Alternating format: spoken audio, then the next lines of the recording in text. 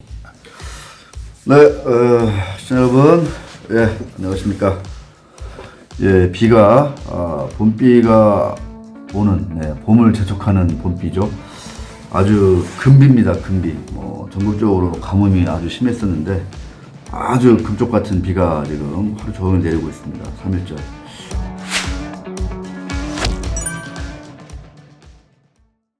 사실은, 오늘 두 가지 이제 이유가 있었는데, 첫째는 이제 SK 바이오팜이 아니라 SK 바이오사이언스. 또 헷갈려. 나 이게 진짜 SK 바이오팜, SK 바이오사이언스 때문에 나 진짜 완전히 좀 약간 스트레스 받아. 이름도 비슷해가지고. 같은, 범 SK. 네. 어쨌거나. 지난번에 공모가가, 제 딴에는, 49,000원 이제 최저가로, 희망 공모가, 최저가로 잡혀있길래, 써있길래, 이게 웬일이냐 해가지고, 이런 일도 다 있구나, 우리나라 대기업이. 그래가지고 이제, 반가운 마음에 이렇게, 설마 하면서도, 했던 건데, 역시나 다를까. 아니나 다를까. 네, 확정된 게 아니라, 네, 공모가에게 최하단이었고, 이걸 제대로 확인하지 않고 한 것이, 연휴 내내 찜찜하게 걸렸어요. 그래서, 내일 이제 개장하기 전에, 일종의 좀, 정정 방송을 해야 되겠다. 뭐 이런 생각이 하나 있었고. 또 하나는 이제, 3.1절 아닌 3.1절. 3.1절이면 이제 우리나라가 일제에 빼앗긴, 주권을 좀 회복하자라고 전국에서 동시다발적으로 일어난 어떤 비폭력 저항운동이다. 3.1 혁명운동이다. 이렇게 얘기를 하는데. 이 3.1절이 이 시대에 갖는 의미는 뭘까? 이렇게 고민하다가, 우리 주주분들은 과연, 우리 동학개미, 21세기 동학개미 분들은 이 3.1절을 어떤 생각을 하며 보내고 있을까? 이런 생각을 다소 좀 하게 됐어요. 그래서, 휴일임에도 우리 강성구 PD가 캠핑으로 인한 여독이 채 풀리지 않았음에도 불구하고 한번 찍자 해가지고 제가 한번 급히, 좀 시간을 마련했습니다. SK 바이오팜은 말씀드린 대로 바이오사이언스. 봐봐, 이 바이오사이언스, 바이오팜 헷갈려요. 네, 자, 바이오사이언스는 수요 예측을 통해서 기관 수요 예측을 통해서 공모가를 확정 짓는데 지금 이제 IR 중이고 기관 대상으로 공모가는 누가 결정한다? 동학개미가 공모가에 결정할 수 있는 발언권이 단 1이 있다 없다? 없다. 100% 누가? 기관 투자가가 결정한다. 이런 얘기입니다. 기관 수요 예측을 하는데 3월 4일, 5일, 그러니까 이번 주 목, 금 이틀간 실시합니다. 이걸 통해서 3월 8일 날 공모가가 확정이 됩니다. 49,000원이냐, 65,000원이냐 이 사이에서. 그런데 바로 9일, 10일 이틀간 6개 증권사, NH 한투 비롯한 6개 증권사 지점에서 본사에서 일반 투자자 청약이 이루어지는 거예요. 제가 이제 숫자를 강조하지 않습니까? 유일한 경비 TV에서, 우리 유튜브에서. 숫자는 가격도 숫자고, 그쵸? 기업의 가치, 가격도 숫자고, 또, 시간도 숫자입니다, 시간. 그 시간을 얼마나, 길게 잡느냐, 짧게 잡느냐, 아니면 요일을 언제로 정하느냐. 이걸 누가 정하느냐. 이게 다, 이 주도권이 누구에게 있느냐. 이게 다 권력, 권한이에요, 권한. 자, 보세요, 근데. 기관들은 IR도 거의 2월 18일부터 했다고 하니까 한 보름 동안 계속 기관들 상대로 IR을 해요. 회사가 어떻다, R&D를 어떻게 하고, 이게 코로나19 백신 치료제를 CMO를 어떻게 하고 이런 얘기들을 다 할 거 아니에요, 기관들은. 회사가 주관사랑 같이, 증권사랑 같이 다니면서. 일반 투자자 그런 게 있어요, 없어요? 없어요. 그냥 기관들이 3월 8일 날 딱 가격 정하면, 가격은 정하는 거 아까 말씀드렸지, 어떻게 정해요? 수요 예측 결과와 시장 상황을 반영해서 회사와 상장사와 상장을 앞둔 회사와 증권사가 같이 정하는 거거든요. 확정된 공모가는, 확정 공모가는. 그런데 3월 8일 날 결정하자마자 9일, 10일 이틀간 딱 청약을 받는다는 거예요. 제가 그래서 지난번에 착각을 한 것도 저는 그거였어요. 3월 9일날, 10일날 청약을 받는다 하면, 당연히 한 10일 정도는 우리 일반 투자자들한테도 이 가격이 싼지 비싼지, 뭐 10일이 아니더라도 5일 정도는 싼지 비싼지 한번 따지고 검토할 시간을 줘야 되는 게 상식 아니겠느냐. 저는 그렇게 당연히 알고 있었죠. 그렇게 그냥 딱 확신했었고. 근데 그게 아니라니까, 지금 보니까. 8일날 결정하고, 가격을 결정하고, 공모가를 9일날, 10일날 딱 하는 거예요. 그럼 바로 그냥 우리 일반 투자자들은 뭐야? 할래 말래 이 선택만 있는 거예요. 할래 말래 이 선택만. 그래서 그 공모가가 싼지 비싼지, 기업의 가치를 덜 반영했는지, 더 많이 과다하게 반영했는지, 이거를 냉정하게, 날카롭게, 깊고, 풍부하게 따지고, 듣고, 비교하고 할 시간이 있다, 없다, 없다. 기관들이 있다, 없다, 있다. IR을 보름 동안 한다니까요. 보름 동안 찾아다니면서. 자, 이런 시간의 문제는 제가 잠시 후에도 다시 한번 말씀을 드리겠습니다. 시간이 곧 돈이고 권력이다, 이런 말씀입니다. 제가 예상되는 SK바이오사이언스, 에바, 줄여서 에바죠, 에바의 시가총액을 한번 쭉 따져봤어요. 현재 발행 주식이 6,120만 주고, 신주가 1,530만 주 발행돼요. 기존의 주식 중에 765만 주가 구주 매출되는 거고, 그래서 제가 이제 시가총액을 쭉 따져봤어요. 자, 공모가를 예를 들어서 우리가 지금 뭐 65,000원이 거의 훨씬 된다 이렇게 보잖아요. 자, 상단에서 결정된다는 거예요. 상단에서 65,000원. 자, 간다. 그러면 13만원 되잖아요. 그러면 신주까지 해가지고, 신주 모집 해가지고, 그 전체 이제 이번에 늘어난 주식 수가 7,650만 주예요. 여기가 13만원 곱하니까 시가총액이 어떻게 돼요? 9조 9,450원. 몇 조 되는 거야, 이게? 약 10조 되는 거야, 10조. 더블 가면. 딱 하면. 65,000원이면 얼마예요, 시가총액이? 약 5조. 아시겠죠? 딱 하면 10조. 딱 3 가면 13조, 당연히. 30%니까. 딱 상 가면 16조 약 7천억. 이때 가격은 21만 9,700원. 장외가가 얼마?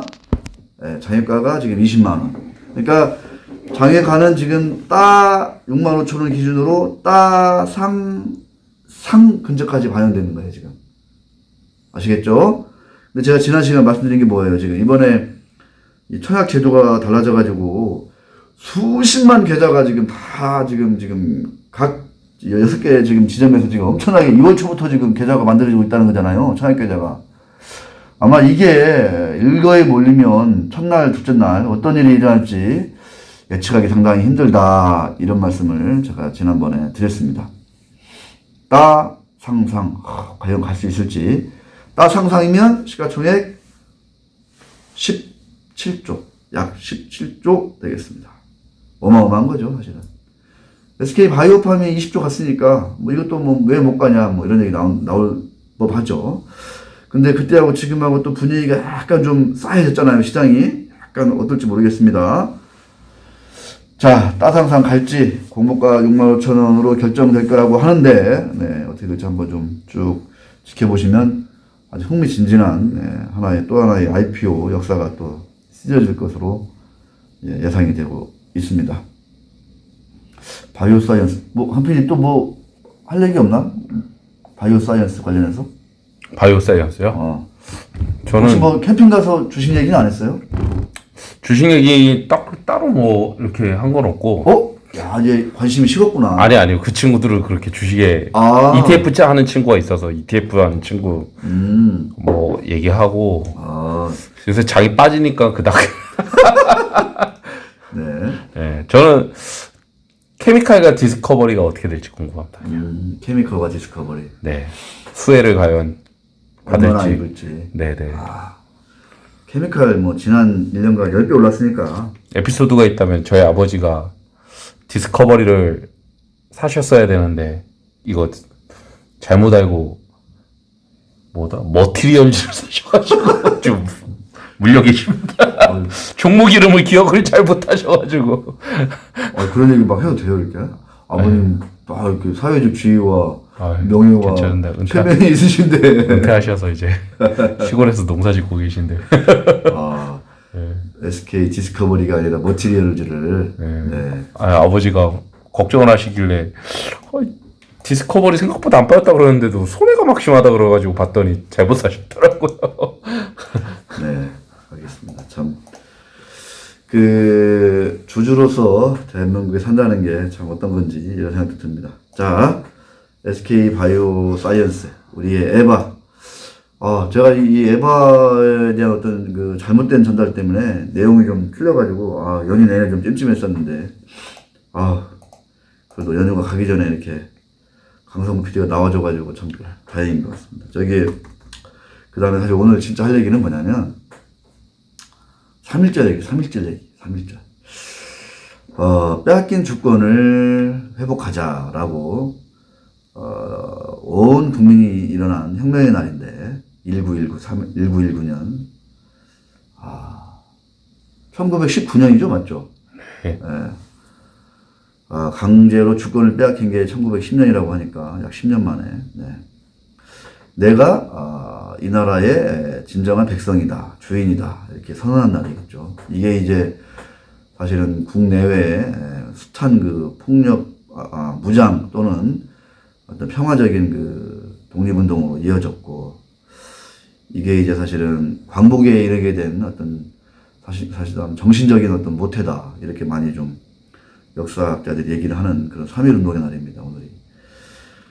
자, 3.1운동 관련해서는 저는 최근에 이 책, 우리 황석영 작가님이 쓰신, 네, 철도원 3대. 맨 뒷장에 보면 이런 얘기가 있어요. 지금의 우리는 끊임없이 쌓아온 우리의 결과다.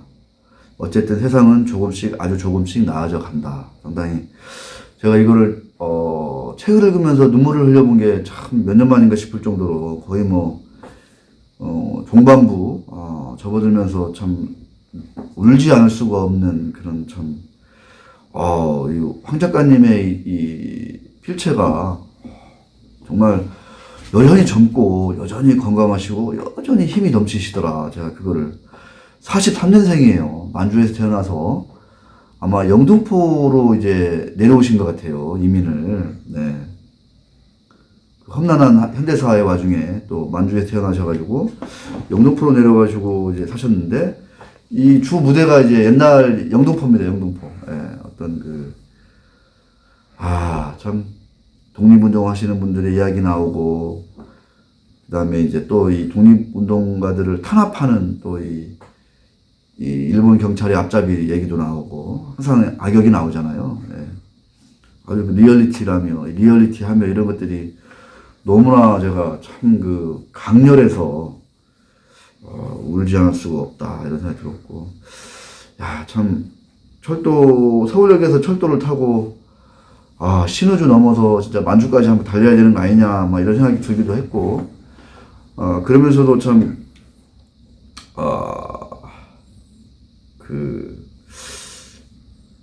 지금의 우리가 살고 있는 이 대한민국이라는 이 나라가, 이 사회가, 이 나라 백성들이 참 1920년대, 30년대, 40년대, 50년대, 60년대 쭉 지금까지 얼마나 험난한 그런 굴곡진 그런 현대사를 살아온 사람들이며 그 결과인가, 그런 생각을 참 많이 했고, 그래서 참 너무나 지금 많이 분열돼가지고 니 편 내 편 이렇게 편가르기 하면서 싸우는 모습들 보면은 참 너무 안타깝고, 이러면 안 되는데 이런 생각이 들었습니다.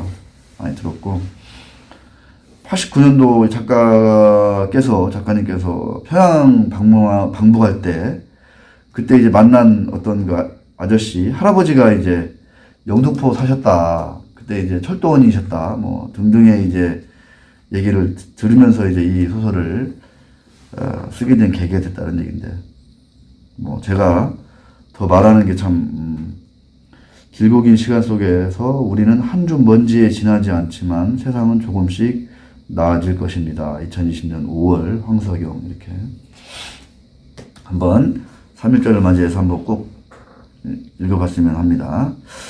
자, 그래서 본론으로 가서 그러면 2021년 3월 1일 3.1절은 과연 무엇일까? 어떤 것을 우리에게 시사할까? 뭐 현대적 의미는 무엇일까? 이런 얘기를 쭉 하다가 생각을 좀 하다가 물론 뭐 각계각층에서 다양하게 3.1절을 해석하고 하겠지만 유일한 경제 TV의 어떤 그 생각에서 쭉 이어지는 그런 단상들은 바로 이 대한민국의 그 수천만 이 주주들을 진정한 그 주주의 어떤 그 자리를 찾아주는 것, 주주들에게 진정한 주주의 자리를 찾아주는 것, 이런 게 아닐까라는 생각이 들었습니다. 국민연금을 비롯한 대한민국의 모든 일반 투자자들에게 주비보의 시대적 정신이 스며들게 하고 이를 통해서 대한민국의 우리 사회의 우리 시장의 미래를 좀 더 밝고 좀 긍정적으로 좀 이렇게 만들어 보고자 하는 그런 하나의 이제 취지로 계속 이어가고 있지 않습니까? 이른바 이 대한민국 상장사들의 주인인 주주들의 위치, 그 권리를 좀 정상화시키는 것. 이게 2021년 3.1절의 어떤 시대적 의미가 아닐까, 이런 생각이 아닐까. 좀 경강부회인가 싶은데, 그렇게 생각하지 않기로 했어요. 왜냐? 몇 번 강조드리지만, 국민연금 가입자 2,300만, 작년 추정되는 퇴직연금 가입자 약 한 650만 명, 퇴직연금만 해도 지금 250조 원이에요. 250조 원. 네. 퇴직연금 가입률이 지금 이제 52%밖에 안 되거든요. 이게 이제 100%가 되면 이제 1,100만, 1,200만 되는 거예요. 국민연금 2,300만. 그 다음에 지금, 지난 1년간, 새로 터진 계좌가 몇 개? 700만 개. 21세기 동학개미운동이 빵 터지면서, 2020년 키움증권에서 새로 개설된 계좌가 몇 개? 333만 개. 강 PD, 333만 개야. 그러니까 이게 지금 주식 투자자가 지금 뭐 그냥 어느 특정한 계층이고 뭐 그런 부류고 이거예요? 아니에요. 이게 아니라니까 이게. 키움증권에서만 333만 개, 물론 이제 중복되는 사람이 이제 뭐 추구하겠지만 12월 한 달에만 키움증권에서 50만 개가 들어있다는 50만 개. 어마어마한 거죠, 사실은. 이거는 그러니까 거의 국민적인 어떤 하나의 보면 열풍이다. 그 열풍이 단순히 막 감정적이고 그때 어떤 주가가 오르내리는 거에 따라서만 막 일희일비되고 뭐 이렇게 가면 되겠어? 안 되죠. 어떻게 이게 하나의 냉정하고 이성적이고 실사구시의 바탕을 둔 그런 이성의 정신이 우리 700만 동학개미분 2,300만 국민연금 가입자 650만 퇴직연금 가입자 뭐 등등등하게 쫙 가야 될 거 아니에요, 사실은. 그죠? 그냥 한순간에 기분에 따라서 후흥 했다가 훅 꺼지고 이렇게 가면 미래가 없잖아요. 탄탄하게 차분하게 긴 호흡으로 이런 어떤 수천만 주주들이 한 발 한 발 미래를 내다보고 뚜벅뚜벅 걸어갈 수 있으려면 어떻게 해야 된다? 주비보가 된다. 주주의 비례적 이익을 보호하는 법이 만들어야 될 것이고, 그러한 시대 정신이 각 상장사의, 각 주식회사의 정관에 들어와야 될 것이고, 또 각각의 수천만, 우리 700만 동학개미군의 이 가슴과 머리에 주비의 어떤 주인 정신, 내 권리는 내가 찾겠다. 이런 거 아닐까요? 대신 책임은 지겠다. 이렇게 권한과 책임을 같이 갖는, 이런 그 주비보의 정신으로, 주비보의 철학으로 가득 찬 어떤 수백만 주주들이 뚜벅뚜벅 걸어갈 때 세상에, 글쎄요, 뭐 무서운 게 뭐가 있을까, 이런 생각을 해봤습니다, 저는. 지금 현재 금융투자협회가 집계하는 활동 계좌 수가 3,550만 개. 대략 한 5로 나눠요. 그러면 7호 35, 역시 700만 개예요. 그러니까 700만 명이 지금 열심히 주식을 사고 팔고 있다, 이렇게 보면 돼요. 자, 그런데 정말 아쉽게도 내가 투자한 주식회사의 주주라는 생각을 하면서 그 회사와 내가 동반자고 같이 오래오래 가야 되고, 그러면 성과를 공유해야 되고, 이런 생각을 가진 우리 도마개미 분이 몇이나 될까 생각하면 상당히 좀 뭐랄까요, 아찔합니다. 아찔해요. 자, 이제 3월은 뭐야? 정기 주주총회 시즌이잖아요. 그런 주주들이 모여서 지난 한 해 동안의 성과를 한번 좀 들여다보고 올해 1년을 어떻게 할 것인가, 이런 또 계획을 세우는 자리 아니겠습니까? 자, 2020 회계년도 정기주주총회를 한번 미리 한번 들여다보면서 우리 주주들이 21세기 동학개미 군이 주주로서 살아가는 건 무엇일까, 이런 것들을 한번 공유범식하지 않냐, 이런 생각이 들었습니다. 상법 361조부터 주주총회에 관한 규정이 쭉 나옵니다. 보겠습니다.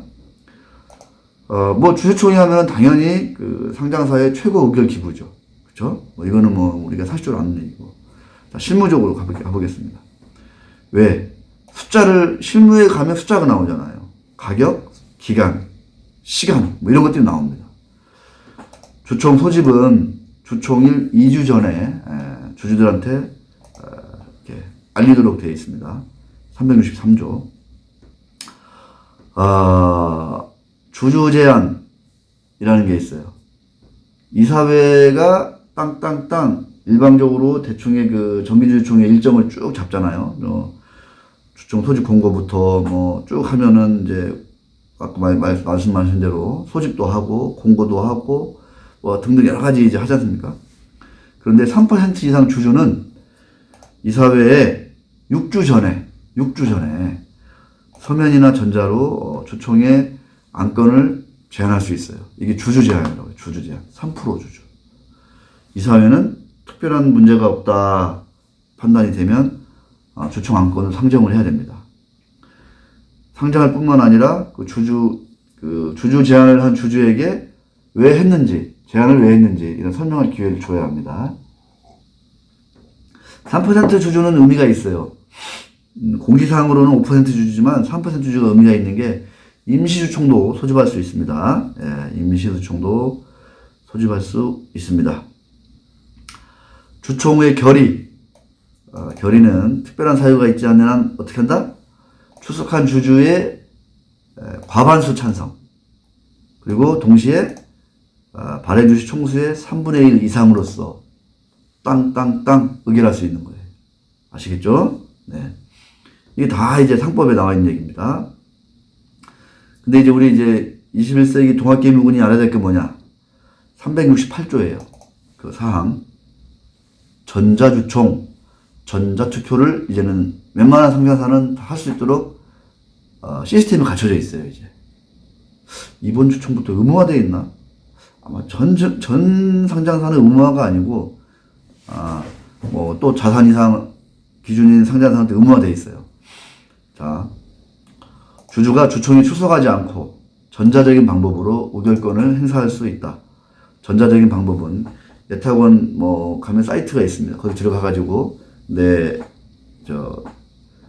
이런 사람입니다. 내가 이런 주주입니다. 딱딱딱 치면은 이제 들어갈 수 있어요. 나중에 이제 삼성전자 사례를 통해서 제가 한번 말씀드려볼게요.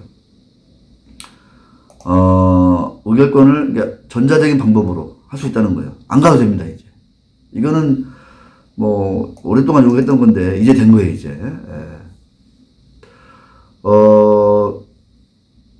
자, 전자주권이 왜 중요하냐? 왜? 초청이 몰리잖아.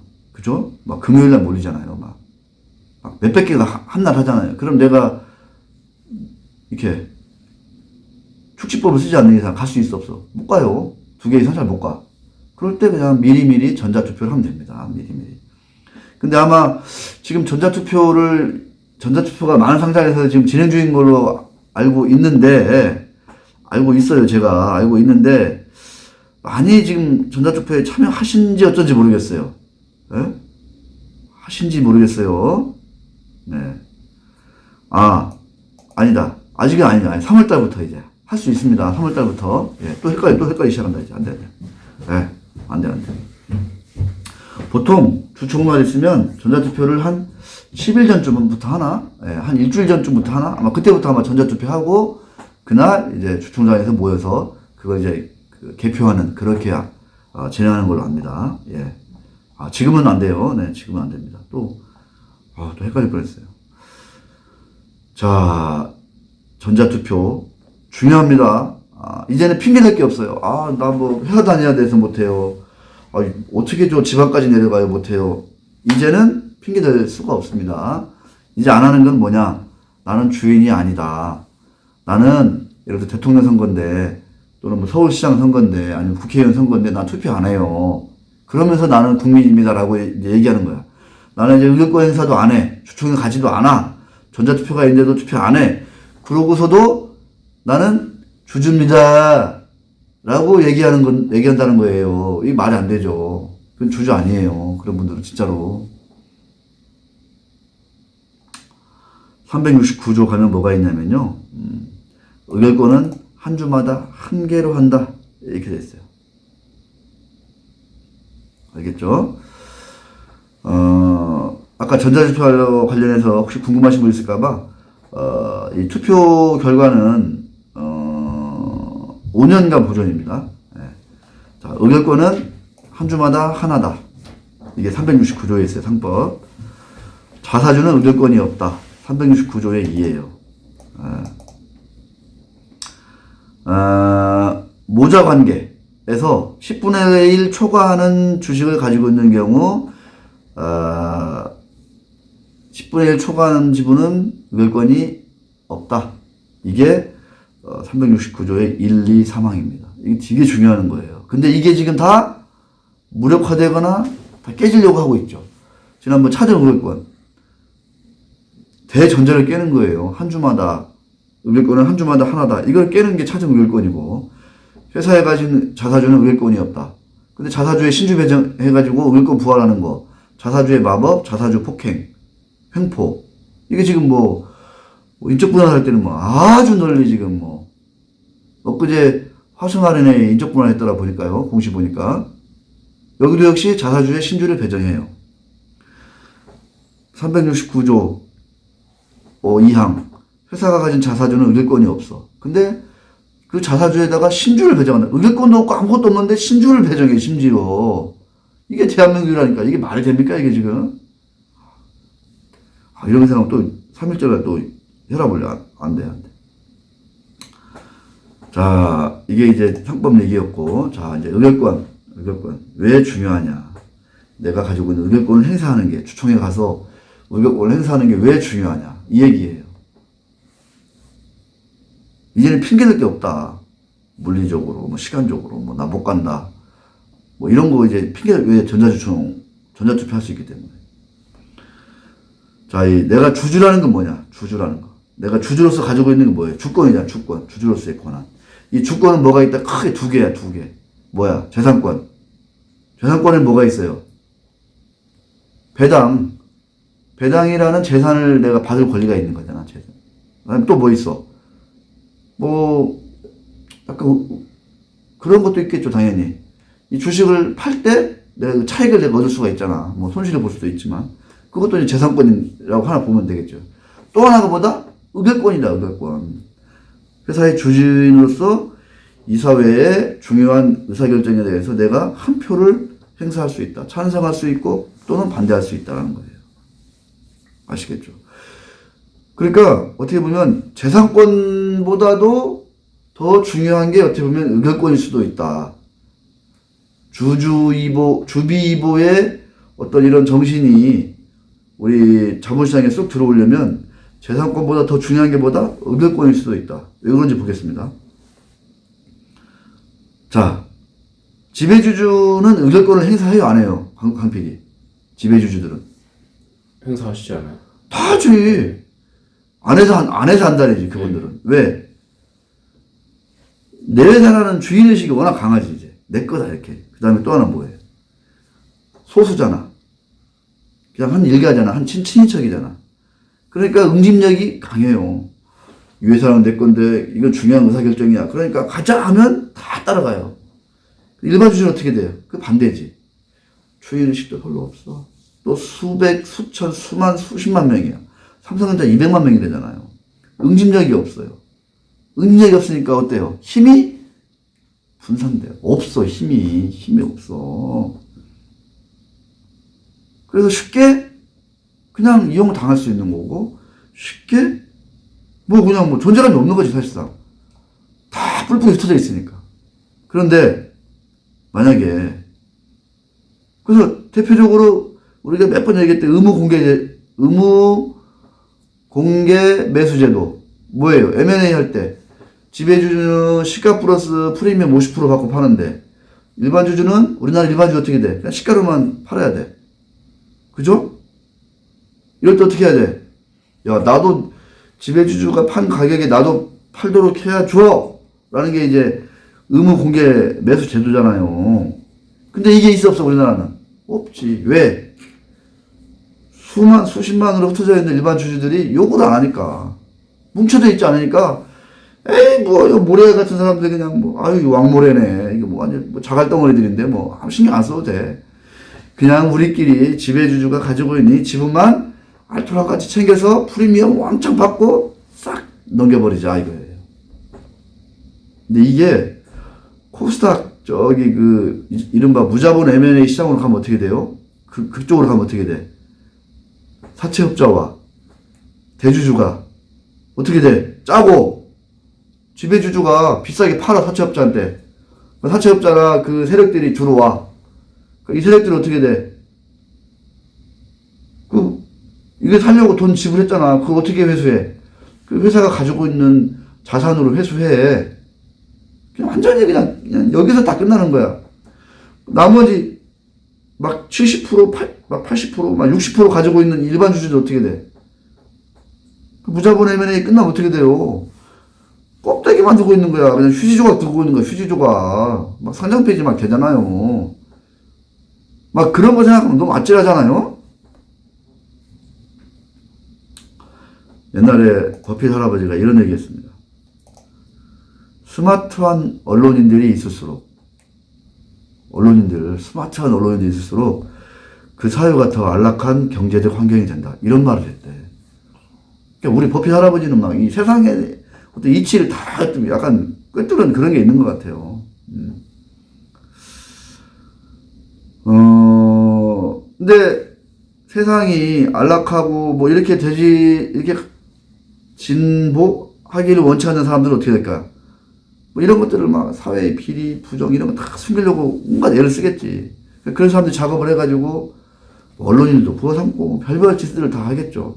저는 이렇게 비유하고 싶어요. 물론 이것도 이제 우리나라에 맞는 얘기야. 더 훌륭한 언론인들이 많아지면 사회가 점점 더 아주 경제적으로 또는 경제적으로, 사회적으로 더 안락하고 안전한 세상으로 거듭나겠죠.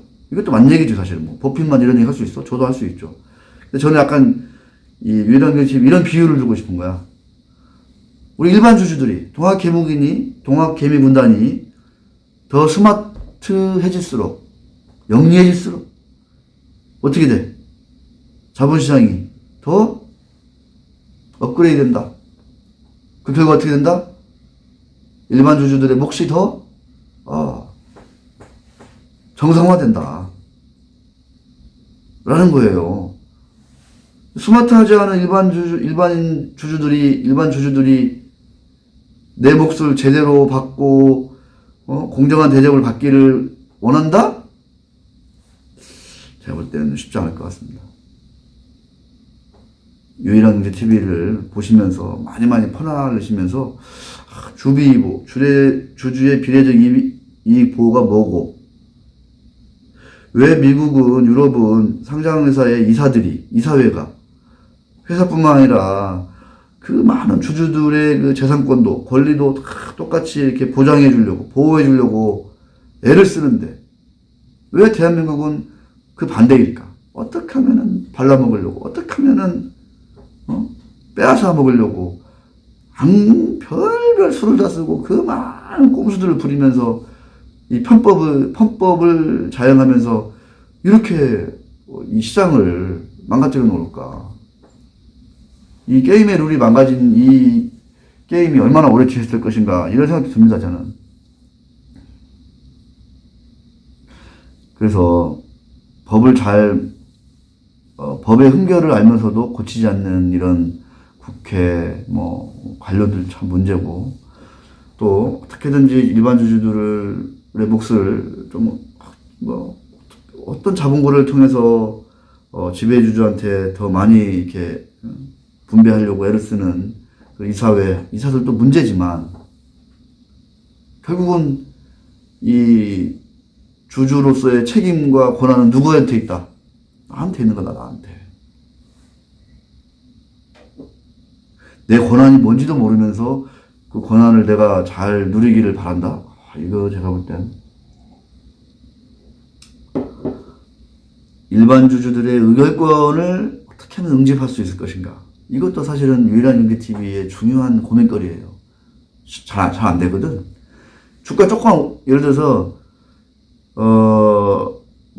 이 회사가 정말 그 지배주주가 이상하고, 이사회가 개판이어서 주가가 지하 5층 가고 있어요. 근데 그러면 소액주주들이 분노해가지고 주주 행동도 하고, 주주 제한도 하고, 전화해가지고 욕도 해. 그러다가요, 주가 어느 날 한 10% 올라봐요. 어떻게 돼, 그러면? 그냥 조용해져. 이런 모습들 많이 봅니다. 자, 마지막은, 짧게 삼성전자 올해 주총, 주총의 어떤 그림을 미리 그려보면서 한번 마무리하겠습니다. 주주 수가 200만 가깝다, 200만. 어마어마한 거죠, 사실은. 냉면 분할, 덕인데. 근데 너무 많아서 이제 주총이 어렵다? 이제 그런 얘기 할 필요 없어요. 왜? 전자투표 가능하니까. 냉면 분할에 저도 사실은 누구 못지않게 많이 참 일조했는데, 알아주는 사람은 없고. 3일절날 그런 얘기 할 건 아니고.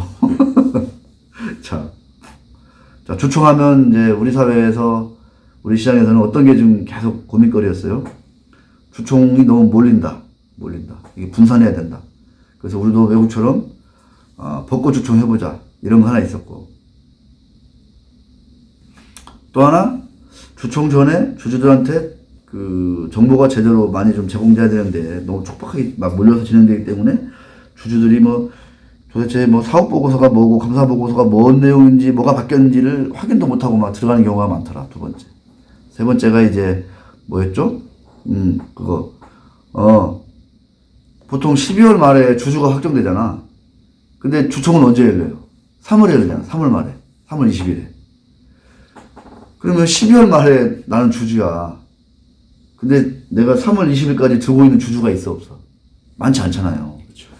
이게 공백이 너무 길다는 거야, 이게, 우리나라는. 이걸 뭐라고 그래? 주주명부 폐쇄라고 그래, 폐쇄. 이 폐쇄 기간이 너무 긴 거야, 우리나라는. 최소 2달이야, 최소. 유럽은 심지어 며칠이다? 깜짝 놀라요, 깜짝. 영국은 며칠이야, 이 주주명부 폐쇄가. 일주일? 3일. 그러니까 3일 전에 주주명부를 폐쇄하니까 어떻게 되는 거야, 이제? 주주로서 그 주총에 관심이 있어, 없어? 그렇죠. 엄청 많은 거지. 근데 지금 3월 중순에 실시되는 주총이 다 12월 말에 지금 2달 열흘 전에니까 70일 전에 내가 주주가 된 거잖아.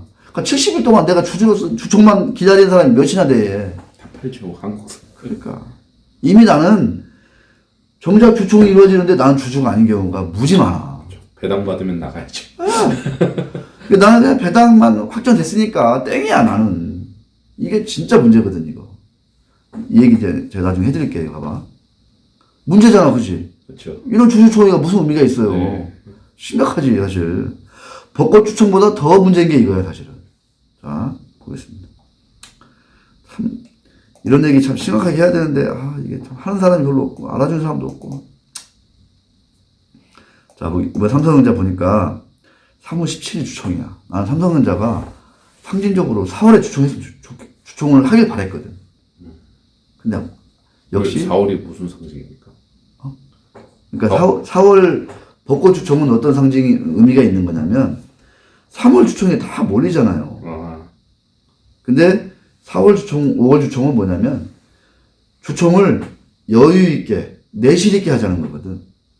그러니까 실질적으로 주주들이 주총장에 와서 하나의 파티를 열자는 거야. 그러면서 정말 회사에 도움이 되는 얘기, 회사가 정말 문제 있는 얘기를 바로잡고 좋은 얘기들을 통해서 회사의 주주로서 회사의 발전에 나도 한번 참여하자는 얘기거든. 근데 우리는 3월에 다 몰리잖아. 그러니까 언제 그런 여유가 없어. 그래서 흔히 얘기하는 버크셔 주총 5월 주총이잖아. 5월 거기는 보통 5월에 주총을 해. 5월에 4월 5월에 한단 말이에요. 왜? 법이 그렇게 돼 있어. 나중에 해도. 우리도 그렇게 법은 바뀌었어 이제. 나중에 얘기할게 봐봐. 자, 주총 이 소집 공고. 아까 말씀드린 대로 2주 전에 하면 된다고 했잖아요. 2주 전에. 당연히 2월 16일 날 했어요. 이건 뭐 별로 안 바뀌었어. 주총 날도 안 바뀌고 주총 소집 공고도 안 바뀌었어. 이 얘기는 뭐냐? 그러니까 소집 공고를 일찌감치 하고 주총을 나중에 해도 되거든. 근데 3월 17일 날 수요일 날 이렇게 하더라고요. 보니까 4월에 하길 바랬는데 좀 아쉬워. 자, 정보가 제대로 충족되지 않았다는 문제. 삼성전자 보니까요, 감사보고서가 2월 18일 날 나왔어. 감사보고서. 근데 감사보고서에는 사업보고서에 준하는 내용들이 많이 들어가 있어요. 아시겠죠? 작년에는 2월 24일 날 나왔습니다. 그 전에는 2월 28일 날 나왔어요. 그러니까 정보 제공, 그러니까 주총 전에 정보를 충분하게 제공해야 된다는 측면에서는 조금 진전이 있었다라는 거예요. 아시겠죠? 더 중요한 사업보고서는 언제 낼까요? 3월 9일 날 사업보고서를 금융감독원 다트에 게재한다고 합니다. 3월 9일 날. 작년에 언제 했어요? 3월 말, 4월 초에 했어요. 아시겠죠? 그러니까 이거는 아주 좀 진일보한 거예요. 법이 바뀌었어, 법이. 옛날에는 주총장에서 배당까지 땅땅땅 했으면 그걸 담아서 사업보고서를 내라. 그런데 사업보고서는 결산이 끝나고 90일 안에 내라. 이렇게 돼 있거든, 법이. 그러니까 악착같이 3월 안에 주총 열어가지고 땅땅땅 해가지고 3월 말에 사업보고서 동시에 그냥 쫙 내는 거예요. 내왔어요. 근데 법이 바뀌었어. 이제 어떻게 돼? 사업보고서는 먼저 내고, 그쵸? 먼저 내도 돼. 사업보고서는 90일 안에만 내면 돼. 맞을 거예요, 아마. 사업보고서는 90일 안에만 내면 돼. 먼저 내도 돼. 주총 땅땅땅 되기 전에 내도 돼. 이렇게 바뀐 거야. 90일 안에만 내면 돼. 사업보고서. 변경사항이 있으면 나중에 사업보고서에 기재 정정 이렇게 해. 이렇게 바뀌었단 말이에요. 그러니까 삼성전자는 어떻게 돼? 3월 9일 날 사업보고서를 낸대요. 그래서 그거를 주주들이 그 9일부터 16일까지 한 일주일 동안 열심히 사업보고서 보는 거야. 장사는 잘했나, 주주와는 잘했나, 이사들 보수가 어떤가, 그 다음에 R&D 투자가 어떤가, 막 이런 얘기들 하는 거죠. 회사가 신사업을 뭐 하냐, 정관은 뭐 바뀌냐, 막 다 뜯어보고 17일 날 주총에 가. 엄청 진보했죠. 엄청 좋아진 거지. 주주들 입장에서는. 그래서 주총날 혹시라도 바뀌는 결정이 일어난다. 그러면 그거를 3월 말까지 이제 정정해서 내면 되는 거예요. 아시겠죠? 그럼 어떻게 되는 거예요? 삼성전자 어떻게 하면 돼, 이제? 그러면 3월, 예를 들어서 주총에, 이제 3월 중에 사업보고서를 내. 그러고 나서 나중에 4월에 주총하면 돼. 4월에. 충분히 검토한 시간 준 다음에. 아시겠죠? 이렇게 바뀌는 겁니다, 이제. 삼성전자가 4월 주총에 물꼬를 한번 탔으면 좋겠어요. 역시 삼성전자 주총장에 참석이 어려운 주주들을 위해서 전자투표. 자, 예탁원에 가면은 e보트라고 있어요. 전자투표. e보트. e보트.ksd.or.kr. 모바일도 있어요. e보트.ksd.or.kr/m. 모바일이니까. 여기 들어가서 이렇게 주주 어떤 정보 넣고 투표하면 된다 이거예요. 안건별로. 아시겠죠? 전자투표는 3월 7일부터 16일까지 가능합니다. 예, 아시겠죠? 그렇죠. 예, 3월 7일부터. 근데 3월 9일날 사업보고서 나오니까 아무래도 뭐 3월 9일 이후에 많이 되겠죠. 전자투표도. 자, 정보가 삼성전자의 경우에는 사업보고서가 작년에 3월 말에 나왔는데 이제는 3월 9일날 나옵니다. 엄청나게 이제 바뀌어진 우리도 이제 글로벌한 그런 그 어떤 스탠다드가 있기 때문에 어쩔 수가 없는 겁니다. 자, 마지막으로 이제 아까 주주명부 폐쇄 이거 바꿔야 돼. 어떻게 바꿔야 되냐? 이제 상법에는 어떻게 돼 있냐면은 주주명부 폐쇄 기간을 3개월 내로만 하라는 거야. 3개월 내로만. 아시겠죠? 3개월 아니니까 열흘만 해도 되고, 한 달 해도 되고, 2달 해도 돼. 근데 이거를 우리 상장사들은 관행적으로 지금 어떻게 하고 있어? 12월 말에 딱 주주명부를 확정 지어. 그러고 나서 주총 때까지 쭉 이걸 폐쇄해버려. 이 안에는, 주주명부가, 새롭게, 갱신이 안 되는 거야. 이게 주주명부 폐쇄라고 그래. 그냥 3개월 안에만 하면 되는데, 굳이 12월 말에 주주명부 확정 짓고 주총 때까지 장장 2달, 70일, 80일 막 이렇게 그냥 주주명 폐쇄하는 거예요. 그러다 보니까 아까처럼 어떻게 돼? 나는 배당만 먹었어. 나는 이제 주주 아니야. 난 주총 관심도 없어. 이런 주주들이 막 대한민국 막 드글드글해. 어떻게 해야 돼? 이걸 줄여야 된다. 옛날에 다 수작업 해야 되니까 그때 이제 다 주주명부 이제 확인해야 하잖아요. 그때 그래서 3개월로 한 거야. 3개월 이내로 이렇게 폭넓게 한 거지. 내가 볼 때는 이제 전자투표, 전자증권 시대가 됐잖아, 이제. 이거 1개월 이내 해라. 이렇게 바뀌어야 돼. 바꿔야 됩니다, 제가 볼 때는. 그래야지 내가 주주로서 좀 관심을 가지고 주주총회를 좀 들여다보고 공부도 하고 뭐 나한테 도움이 되는지 피해가 되는지 내 입장에서 내 계좌의 입장에서 이거를 주총을 내가 따지고 들 거 아니에요. 지금은 그냥 뭐 나는 진작에 팔았어. 나 주주도 아니야. 이렇게 되는 거라고. 이게 완전히 이게 주주가 없는 주총을 하는 거야. 한마디로 얘기해서. 주주가 없는 주총을 한다니까. 정작 들고 있는 사람은 주주명부가 폐쇄돼가지고 주주의 등재될 수가 없어. 이런 아주 아이러니가 있는 상황인 거지. 자, 유일한 미래 TV. 네, 우리 강상국 PD가 참 3일절에도 나와가지고 이렇게 참, 좀 큰 고생하고 계신데, 많이, 자, 간만에 구독도 눌러주시고, 네, 퍼뜨리기를 많이 해주세요. 그래서, 2021년 3일절의 의미가, 과연 무엇일까? 이 시대적 의미는 과연 무엇일까? 제가 사실은 SK 바이오팜, SK 바이오사이언스 막 얘기도 하면서 뭐 대기업들은 10년 전에 또는 3년 전에 막 물적 분할해가지고 막 어마어마하게 막 조 단위를 막 땡긴다 막 결국은 이 동학개미 운동 21세기 동학개미 운동의 귀결이 참 슬프게 끝날 가능성이 높다라고 제가 막 얘기하는 가장 큰 이유가 뭐예요? 주비부가 안 됐기 때문에. 저는 SK그룹이고 뭐 LG그룹이고 상법 개정 이전에도 이번 막 주총 때 막 정관에 진짜 우리 그룹은 주비보의 시대적 정신을 실현하기 위해서 이사회가 이걸 이사회 책임으로 한다. 퓨처오브 로얄티로 한다. 이 정권은 절대 못 바꾼다. 이런 정관을 막 신설하는 그룹이라면 제가 볼 땐 물적 분할 아니라 무슨 물적 할아버지 분할을 해도 저는 전혀 내가 볼 때 관심도 없어요. 제가 그때는 제가 관심도 없고 제가 그냥 열심히 그냥 아주 지독한 아주 그 주식들 찾아가지고 그냥 장기 투자할 거예요. 제가 진짜.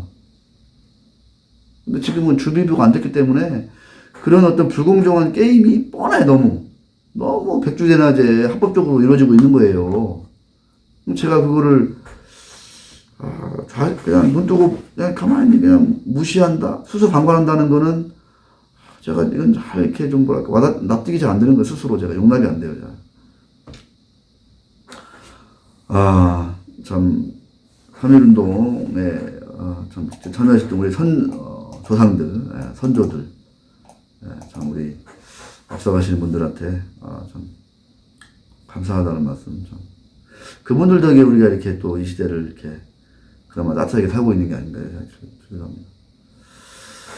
자, 제가 한번 19세기 한 돌려 읽으시면서 뜻깊은 3월 보내시기 바라겠습니다.